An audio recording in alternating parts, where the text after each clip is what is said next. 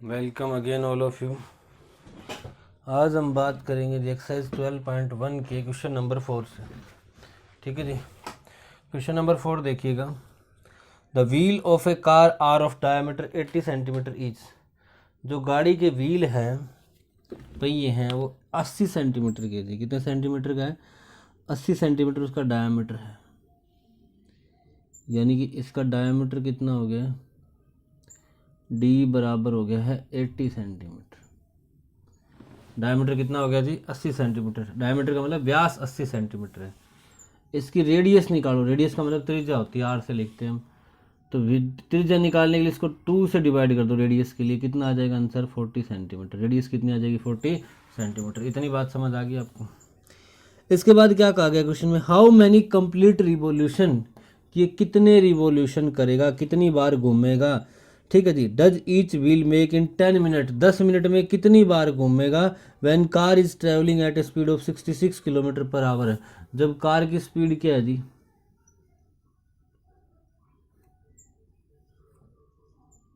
Speed of car कितनी है? 66 kilometre per our. ठीक है। यानी कि इसी बात को आप लिख सकते हो कि 60 किलोमीटर इन 1 आवर। यही मतलब होता है कि 1 घंटे में गाड़ी कितनी जा रही है? 66 किलोमीटर। लेकिन ये कह रहा है, क्वेश्चन पढ़ के देखिएगा जी। पहली बात तो रेडियस सेंटीमीटर में, तो यहाँ किलोमीटर में नहीं चाहिए हमें। किस में चाहिए जी? सेंटीमीटर में चाहिए। किस में चाहिए आपको? आंसर है सेंटीमीटर में चाहिए। ठीक है।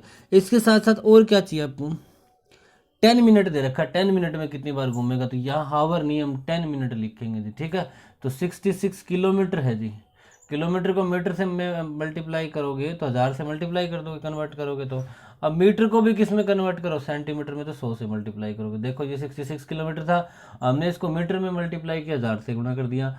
अब हमने इसको सॉरी सेंटीमीटर में, देखो जी सेंटीमीटर के अंदर हमने कन्वर्ट किया, तो इसको 100 से फिर मल्टीप्लाई कर दिया, ताकि पहले मीटर में आया फिर ये सेंटीमीटर में हो गया। अब नीचे क्या है? Per hour. तो पर आवर को क्या लिख सकते हो? 60 मिनट। ऊपर क्या हो गया? सेंटीमीटर। 6 से काटो, कितने में कटेगा? 11 पर। आंसर कितना आ गया? 11 1 2 3 4 सेंटीमीटर पर मिनट। आगे जी, ये स्पीड आ गई है। अब हमें निकालनी है डिस्टेंस इन 10 मिनट, कि 10 मिनट में डिस्टेंस बताओ। तो स्पीड को टाइम से मल्टीप्लाई कर दो। स्पीड को किससे मल्टीप्लाई कर दो? टाइम से। टाइम कितना है? 10। स्पीड कितनी है? सेंटीमीटर पर मिनट। यानी डिस्टेंस कितनी आ जाएगी आपके पास है? इतनी आ जाएगी। ठीक है। ये हो गया स्पीड ऑफ सेंटीमीटर। ये हो जाएगी सॉरी डिस्टेंस इन 10 मिनट। कितनी देर डिस्टेंस? 10 मिनट के अंदर गाड़ी इतनी डिस्टेंस कवर कर लेगी आपके पास। ठीक है जी। अब एक चीज़ देखिएगा, डिस्टेंस कवर्ड। डिस्टेंस का मतलब होता है दूरी, तय की गई दूरी 10 मिनट में इतनी होगी है। Distance covered in,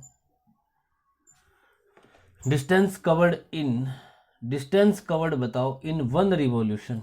in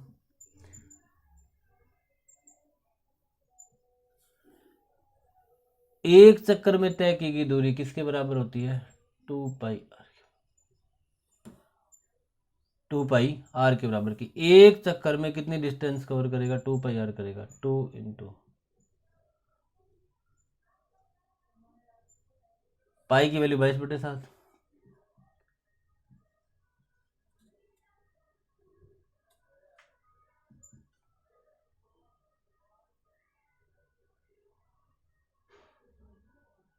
multiply करो जी। 88 88 की 2 के साथ करोगे 1760/60 सेंटीमीटर।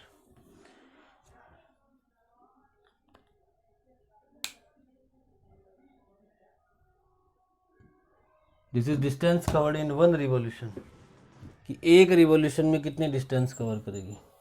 यहाँ तक आप नोट कर लीजिएगा जिसको रब करते हैं। अब आगे देखो जी। अब एक चीज़ देखो, अब तक आपने क्या निकाल लिया? टोटल डिस्टेंस निकाल ली 11.5 सेंटीमीटर। ठीक है। ये टोटल डिस्टेंस निकाल ली। और क्या निकाल लिया आपने? डिस्टेंस इन 1 रिवॉल्यूशन निकाल ली। डिस्टेंस इन 1 रिवॉल्यूशन कितनी आई थी? 1760/7 सेंटीमीटर आई। अब क्या काम करो, अब आप मान लो let number of revolution, number of revolution क्या मान लो? n। अब एक चीज आपको पता है कि नंबर ऑफ रिवॉल्यूशन कि जितनी बार पहिया घूम रहा है multiply by distance in 1 revolution, distance in 1 revolution किसके बराबर होगी जी? टोटल डिस्टेंस के बराबर। ये सिंपल सा फॉर्मूला है, ये सिंपल सा फॉर्मूला, इससे आप वो कर सकते हो याद करने का तरीका। मान लो आप एक कदम 2 फीट चलते हो जी, कितना चलते हो? 2 फीट। मैंने मान लिया आप 10 बार चले जी, कितनी बार चले? 10 बार। तो कितने फीट कवर कर लिया आपने? 20। यानी टोटल डिस्टेंस कैसे निकाली आपने कि एक बार में कितना डिस्टेंस कवर कर दिया, और मल्टीप्लाई कर दिया कि कितनी नंबर बार गए आप, तो 10 बार गए तो 10 गुना 2 कितना हो जाएगा? 20। यानी नंबर ऑफ रिवॉल्यूशन कितने, एक बार में कितनी डिस्टेंस कवर करी, वो टोटल डिस्टेंस के बराबर हो जाएगा। नंबर ऑफ रिवॉल्यूशन n माने है, तो डिस्टेंस कवर्ड इन 1 रिवॉल्यूशन कितनी आई थी? 1760/7 आई थी। टोटल डिस्टेंस 11, ये होगी आपकी इतने सेंटीमीटर। ठीक है, n की वैल्यू निकालनी है तो 1100, फिर ये 000, ये डिवाइड में चला जाएगा 1760, इसके अपॉन 7 होगा तो 7 कहाँ चला जाएगा? ऊपर। जब यहाँ से काटोगे आप, ठीक है, जब यहाँ से काटोगे तो आंसर आएगा 4375 रिवॉल्यूशन। ठीक है, तो ये हो जाएंगे नंबर ऑफ रिवॉल्यूशन काटने के बाद। कंप्लीट काट लेना। तो ये था आपका क्वेश्चन नंबर 4। ठीक है, अगली बार। ठीक है जी, इतनी बार पहिया घूम जाएगा 10 मिनट में अगर गाड़ी इस स्पीड से चलेगी तो। अगला क्वेश्चन है जी 5वां क्वेश्चन। 5वां क्वेश्चन क्या कह रहा है जी? 5वां क्वेश्चन कह रहा है tick the correct solution, tick करना आपको in the following and justify your choice. If parameter and area of a circle are numerically equal. Parameter of a circle क्या होता है जी? पैरामीटर को लिख रहा हूं मैं पी से, परिमाप, किसी वृत्त का परिमाप, परिमाप को लिख रहे हैं पी से, यानी पैरामीटर किसके बराबर होता है? 2πr से। वृत्त का एरिया कितना होता है? πr² से। पैरामीटर होता है 2πr, एरिया कितना होता है? πr है स्क्वायर से। ये कह रहा है जी पैरामीटर और एरिया इक्वल है। न्यूमेरिकली इक्वल होने का मतलब हुआ पैरामीटर की यूनिट होती है या तो सेंटीमीटर मिलेगी, या डाटा मीटर में दिया तो मीटर में मिलेगी, फिट दिया तो फिट में मिलेगी। लेकिन एरिया की क्या होती है? या तो सेंटीमीटर दिया सेंटीमीटर स्क्वायर होगी, या मीटर। यानी न्यूमेरिकली इक्वल है, सिर्फ मैथमेटिकली जो वैल्यू है न्यूमेरिकली वो इक्वल है, ना कि इनकी यूनिट इक्वल है। यानी P = है आपका A। P किसके इक्वल है जी? A के इक्वल। पैरामीटर किसके इक्वल है? एरिया के इक्वल है। पैरामीटर कितना है? 2πr। पैरामीटर है जी 2πr। एरिया कितना है? πr square. पाई से पाई कैंसिल हो गया, एक आर से एक आर कैंसिल हो गया, तो यहाँ आर 2 थी, एक आर बच गई, इधर क्या हो गया? 2। तो R = कितना हो जाएगा? 2 यूनिट। कि आप सेंटीमीटर में ले लो सेंटीमीटर में ले लो, मीटर में ले रहे हो तो मीटर में ले लो, कोई फर्क नहीं पड़ेगा। अगर रेडियस की वैल्यू 2 लोगे आप, चाहे 2 सेंटीमीटर लो, चाहे 2 फीट लो, चाहे 2 किलोमीटर लो, कुछ भी लो, हमेशा रेडियस 2 होने पर पैरामीटर और एरिया की न्यूमेरिकली वैल्यू क्या आएगी? सेम। यूनिट अलग अलग हो सकती हैं जी। ठीक है, तो ये थी आपकी 12.1 कंप्लीट। इसके साथ साथ हम बात करेंगे जी आज 12.2 के इंट्रोडक्शन की भी। एक्सरसाइज 12.2 इसके इंट्रोडक्शन की बात करेंगे। ठीक है, इसमें आपको 2 चीज़ निकालनी पड़ेगी जी। सबसे पहले निकालना पड़ेगा आपको सेक्टर। क्या निकालना पड़ेगा जी? सेक्टर का पता होना चाहिए। सेक्टर को कहते हैं हम त्रिज्याखंड। ठीक है, मान लो आपके पास ये सर्कल है जी, ये क्या आपके पास एक सर्कल, ये क्या होगी जी? इसकी एक रेडियस, एक होगी ये रेडियस। ठीक है, तो यहाँ पे देखो जब आप इस सर्कल को ऐसे काटोगे तो आपके पास 2 बन जाएंगे। एक तो ये एरिया बन जाएगा, बनेगा कि नहीं बनेगा जी? बताओ। एक तो ये एरिया बन जाएगा, एक कौन सा एरिया बन जाएगा? एक ये सारा एरिया बन जाएगा। बनेगा कि नहीं बनेगा जी? अब एक चीज़ देखो, ये एरिया ज़्यादा और ये एरिया क्या कम, तो जो एरिया कम है उसको कहते हैं minor sector. Minor sector, minor का मतलब होता है लघु, सेक्टर का मतलब हो जाएगा त्रिज्याखंड। ठीक है, जो एरिया ज़्यादा बड़ा है उसको बोलते हैं मेजर सेक्टर। मेजर को कह देते हैं दीर्घ, सेक्टर को कह देते हैं त्रिज्याखंड। ठीक है, जो कम बन रहा है वो माइनर सेक्टर, लघु त्रिज्याखंड, जो ज़्यादा बन रहा है वो मेजर सेक्टर यानी कि दीर्घ त्रिज्यखंड। एक चीज और समझो यहाँ से, आप क्या समझ रहे हैं, ये एंगल, इस एंगल को मान लिया मैंने थीटा, क्या मान लिया, थीटा, क्लियरली लिख देता हूँ मैं यहाँ पे, इसको मान लिया थीटा। तो जो ये बार वाला एंगल बन रहा है, यहाँ से लेके यहाँ तक का जो बार वाला एंगल बन रहा है, इसको मान लो फाई, क्या मान लो जी, फाई। एक बात तो आपको पता है कि थीटा और फाई का जोड़ कितना होगा, 360। अगर अंदर वाला 60 दे रखा है तो बाहर वाला कितना हो जाएगा, 300। अंदर वाला 30 दे रखा है तो बाहर वाला कितना हो जाएगा, 330। यानी कि इन दोनों का जोड़ कितना होता है, 360 होता है। ये बात तो आपको कन्फर्म होगी जी, क्योंकि सर्कल के सेंटर पे हमेशा 360 का एंगल बनता है। अब एक चीज समझो, अब आपको निकालनी है length of minor sector, minor sector यानी कि लघु त्रिज्यखंड की लंबाई, लघु त्रिज्यखंड की लंबाई निकालनी, लेंथ ऑफ माइनर सेक्टर। ठीक है, तो एक बात बताओ, लेंथ ऑफ माइनर सेक्टर का मतलब है यहां से लेके यहां तक की लेंथ निकालनी है। ठीक है, यहां से लेके यहां तक की लेंथ निकालनी है। तो पूरी लेंथ कितनी होती है, 2 पाई आर। पूरी लेंथ कितनी होती है, 2 पाई आर। और पूरा एंगल कितना होता है सेंटर पर, 360 होता है। 360 से हमने डिवाइड कर दिया, पूरी 2 पाई आर को 360 पे डिस्ट्रीब्यूट कर रखा है, तो हमने पर डिग्री निकाल लिया कि 1 डिग्री पे कितना होगा। लेकिन हमें पर डिग्री नहीं चाहिए, हमें थीटा डिग्री के लिए चाहिए।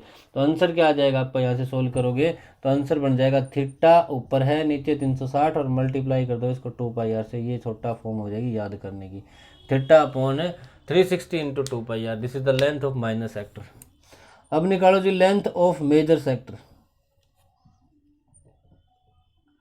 Length of major sector. तो इसका उल्टा हो जाएगी, मेजर तो ऊपर वाला हो जाएगा, फॉर्मूला वही, बस एंगल बदल गया। थीटा की जगह क्या आ जाएगा angle, phi upon 360 into 2 pi R, phi upon 360 into 2 pi are. ठीक है जी, this is the length of major sector, यानी कि आपकी हो जाएगी ये दीर्घ त्रिज्यखंड की लंबाई, दीर्घ त्रिज्यखंड की लंबाई। ठीक है, theta upon phi upon 360 into 2 pi are. ठीक है, अब नेक्स्ट चलते हैं।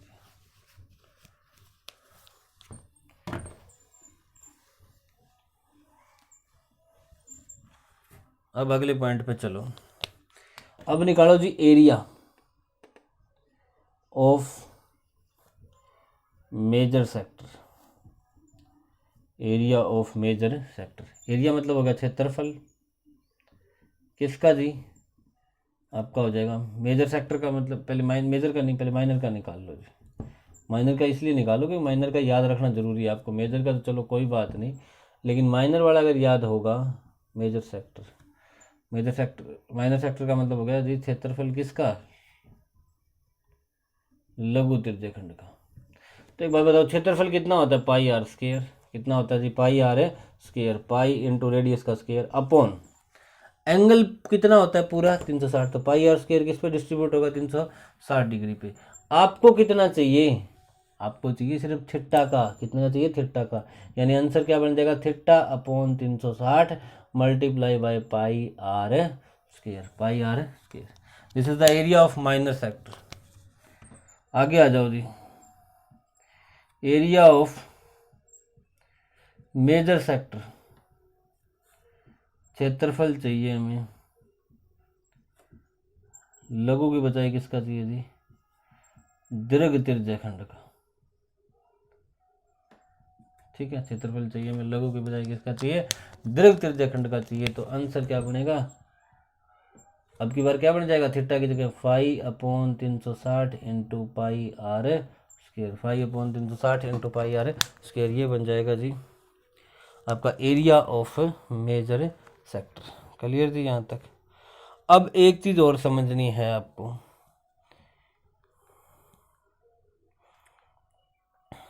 एक मिनट होल्ड रखिएगा जात।